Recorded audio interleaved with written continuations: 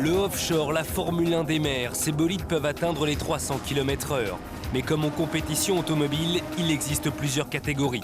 Là, nous sommes aux États-Unis en compagnie d'un équipage composé de deux cousins passionnés de vitesse qui s'apprêtent à disputer une course amateur. C'est pas professionnel, ça reste encore une catégorie qui peut se disputer entre amis ou en tout cas dans un large public. La puissance, elle peut aller de 150 à 500 chevaux. Pour des bateaux de moins de 10 mètres et des vitesses maximales de 150 km/h. Pour vous faire une idée, 150 km/h sur l'eau, c'est presque 300 km/h sur une route. Le départ est donné, nos deux cousins ont décidé aujourd'hui de tout tenter pour arracher la victoire. Seule consigne donc, aller à fond, tout le temps. Les commandes sont donc séparées et ça nécessite une grande coordination entre les deux pilotes. Un qui s'occupe de la direction et un autre qui s'occupe des gaz. Et l'entente est parfaite, nos deux concurrents sont en tête. À pleine puissance, le bateau avale la rivière Hudson à New York. La ligne d'arrivée est maintenant en vue, une dernière accélération, un dernier virage, et c'est le sacre lorsque tout à coup... Éjection à 150 km/h, explication.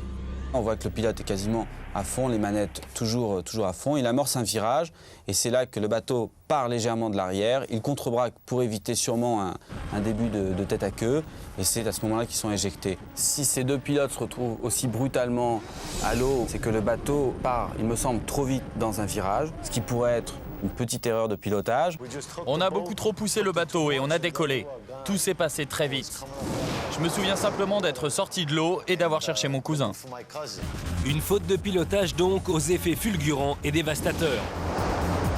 C'est très brutal, effectivement, c'est comme une voiture qui s'arrêterait sur un mur. Alors justement, comment se fait-il que ces pilotes ne soient pas équipés de harnais de sécurité ? On voit que les pilotes n'ont pas de harnais, ne sont pas retenus dans le bateau et c'est préférable parce que ce type d'accident, là ça se passe très bien, mais le bateau aurait pu continuer dans un tête à queue, voire se retourner. Et à ce moment-là, les pilotes auraient été assommés par le choc et seraient restés coincés sous le bateau, attachés avec leur ceinture de sécurité. En un mot, l'éjection a donc été leur salut, mais pas seulement. C'est sûrement comme si vous sautiez d'un immeuble de 10 étages, mais c'est aussi une sensation de liberté incroyable. Vous volez dans les airs.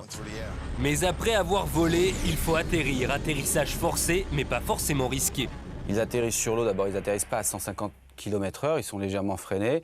Ce n'est pas une vitesse extrêmement importante pour qu'ils soient très choqués. C'est presque un skieur nautique, un peu plus vite qu'un skieur nautique qui tombe. Mais attention, désormais dans l'eau, un autre danger menace. On a vite réalisé qu'on était dans l'eau et on a essayé d'en sortir aussi vite que possible, car les bateaux arrivaient. En effet, les concurrents n'ont pas interrompu leur course. Il y a donc urgence, il faut retrouver ses esprits et remonter au plus vite sur le bateau qui, grâce à un coupe-circuit, s'était arrêté instantanément. C'est fait, quelques secondes à peine après l'éjection, ils sont de nouveau à bord, déçus d'avoir perdu mais heureux d'être toujours en vie, sans la moindre égratignure.